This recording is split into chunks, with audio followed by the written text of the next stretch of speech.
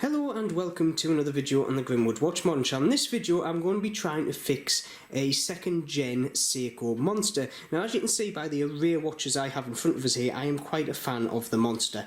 Now I've got two first gen here, the good old orange Monster and black Monster, and I've got two second gen Monsters here. Now three of these, the two first gen and this second gen, were actually spares and repairs which I bought dead cheap.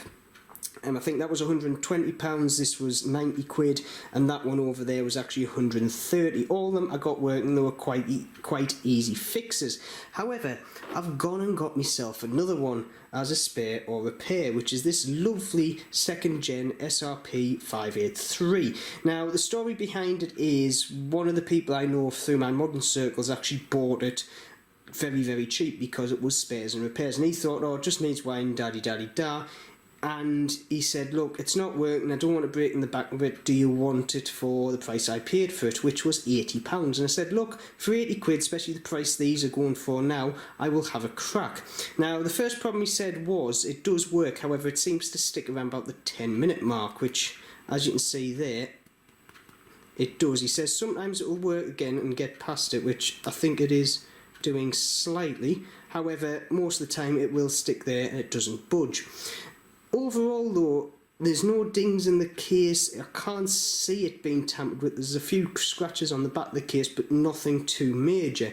So I'm hoping it's going to be an easy fix. Worst case is I'm going to have to get a new movement, but for 80 quid for a second gen Monster, that's kind of worth the punt. So what I'm going to do now, I'm going to sit down my bench, I'm going to get my tools out. I've already got the most major tool, my eel, my toffee eel. Any other toffee eels are available, but I'm hoping it's going to be a one bottle fix, so we shall see. So without further ado, let's crack on getting this open and see what we can see. So here we are with the watch on my little work mat. Now the first couple of observations that I've kind of made is it does actually run if it gets a little bit of a knock. It does tick, so I know the movement does have power in it and it is working to a degree, and when it does get to past the 10-minute mark or the 15-minute mark, it does do a full sweep until it gets back around there again. So my first feelings are this has had a drop and that second hand has dislodged slightly and it's actually touching the crystal at around about the 10-minute mark, which would then basically cause this to happen. Now the other thing is, when I shake it, I can't feel the rotor, as in I can't feel the rotor move, which is another worrying point. I would at least want to feel something in there, even if it was catching on the back, if it had been dropped or something like that, like if there was knackered bearings in it or it was even just stuck, but there's just nothing. So I think the first part of call is I'm going to get my little case opening tool here and we'll crack open the case and see what's in the back of it. Now the thing is, I'm going to try and open it by hand initially, because these case backs, especially from Seiko, are notorious for being quite hard to do. That one wasn't, which brings me to think that this might have been opened before. Might have been. Let's just get this case back off here. Now before any of you say this is my own personal watch, so I don't have any finger DOMs on at this moment in time, I'm going to see what I'm dealing with and if I have to actually get a new movement. Well, first thing is, we can see that the mainspring there is ticking away happy as Larry as soon as I take the case back off. Right, we'll just see if that keeps ticking away, but the more major thing is, I am missing my rotor, which is a very weird thing. So that's a part I might actually have one of those in my spares bin. I've got quite a few, these movements, I've stripped quite a few of them. These NH36s are, well, 4R36s depending on if it's in a Seiko watch. So I do have a couple of spare parts. I think I might have a rotor. However, the other thing is, taking the back off there, that movement seems to be ticking away quite nicely and it's got past the 10-minute mark. So that then does say to me that when there's pressure applied via the case to the back, it's pushing. I want to say it's that second hand. I want to say the second hand's pushing up against the top of the underside of the crystal. However, the more major thing we have here is we are missing a part. So what I'm going to do is, if you give us a couple of minutes, I'll switch the camera off. I'm going to have a look through my parts, my little parts box, and see if I do have a rotor for one of these movements. And it's all good news. I've managed to find an NH36A rotor out my parts bin. Now this is actually off a scrap movement which somebody sent me in, because first time he tried modding, he basically just totally screwed the movement up, and I stripped it for a few spare parts, and the rotor was one of them. So thankfully I actually have a rotor. Now don't get me wrong, the rotor that should be in this is one that would be for a 4R36 movement, exactly the same. The only difference is you won't have 4R36 on this one, and it's not branded Seiko.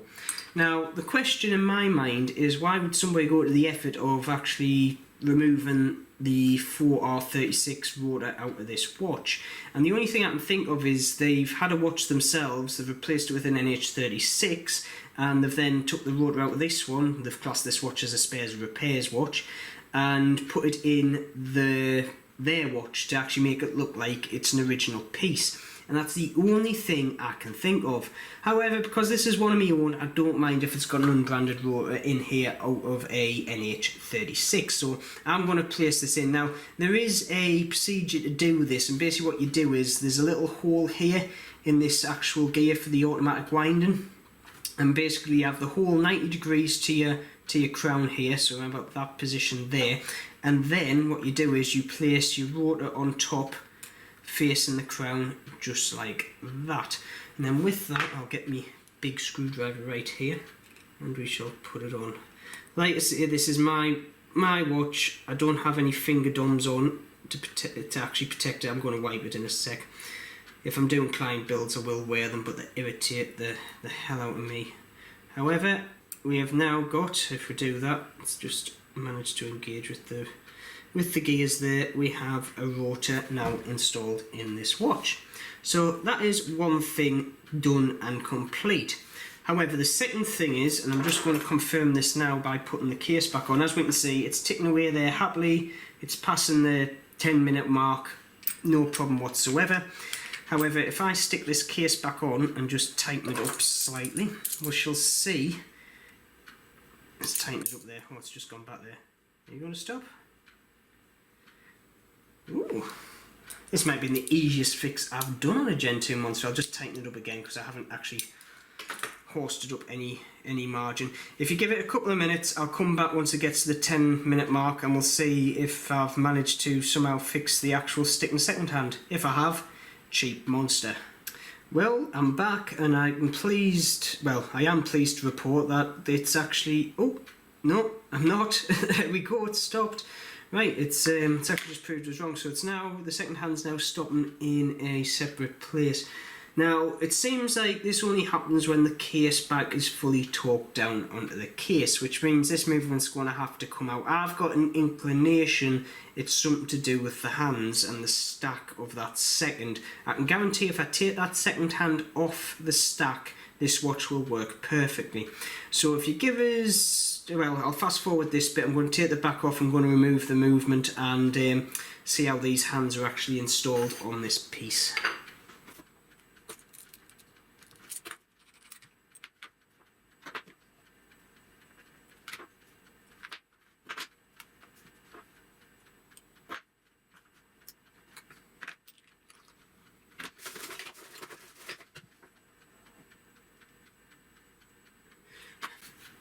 Right, I'm back, and what I can say is these hands, in my honest opinion, have been removed at some point. The minute hand is actually on quite wonky and is very, very close to the actual chaptering on this. And the hour hand's actually very, very close to the dial. I don't think I would actually be able to get my hand removal tool in there. The other thing is, the actual second hand does look to not be fully installed into the actual stack. So it might be the case of that second hand just needs pushing further down, and I do have a feeling that the reason this is stopping is because it is at certain points of its rotation actually contacting the top of the crystal, which is then stopping it. And I will try and actually see if I can get this minute hand a bit further in. I've got my little tool back there. I do have a full-on hand tool, but I'm just going to see if I can actually do it by hand here and just see if I can. Right, so we seem to... Right, that's gone straight in. Let's see if that's still working happily as Larry. Now, there is a few marks on... I don't know if the camera will actually pick this up, but there is actually a couple of marks on the second hand there, and there's also definite marks on the hour hand where somebody's obviously installed it and they've scratched the gold plate off. When you actually have it in the case, you can't particularly see it, but when you've got it out of the case, you can definitely see this watch has been apart, which, after seeing what with the rotor missing and things like that, I can definitely say that is the case. So hopefully, if that's it and it just needed that second hand pushing in a bit more, the job's a good one. I shall reinstall it all back in the case, and I shall catch back up to you when it's all back together, hopefully with some good news.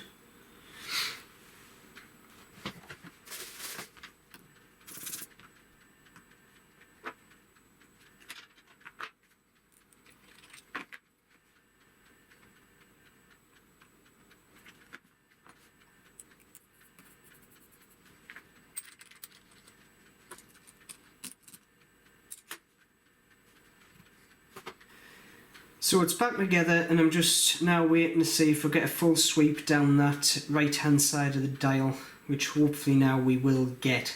I've got an inclination, like I say, that second hand wasn't fully in, so it was actually starting to actually touch the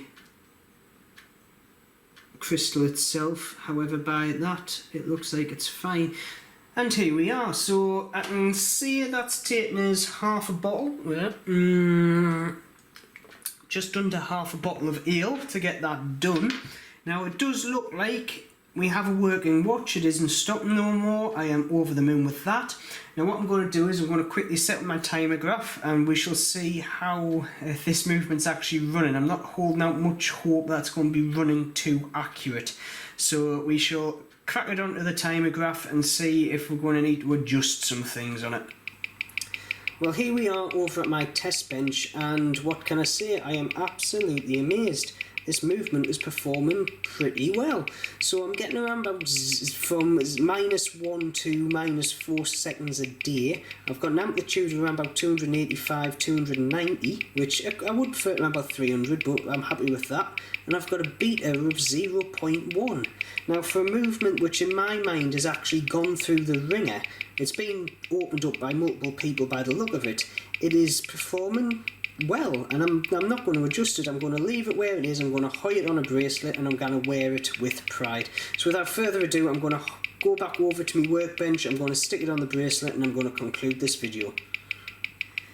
And here we are, a full bottle of toffee ale later, and 45 minutes of my time, and I've got a fully working Seiko Monster Gen 2 in my hands for basically 80 quid plus my labour and a rotor, but I'm not going to account that because this is my own personal watch and it was a labour of love, and I had the rotor as a spare part anyway.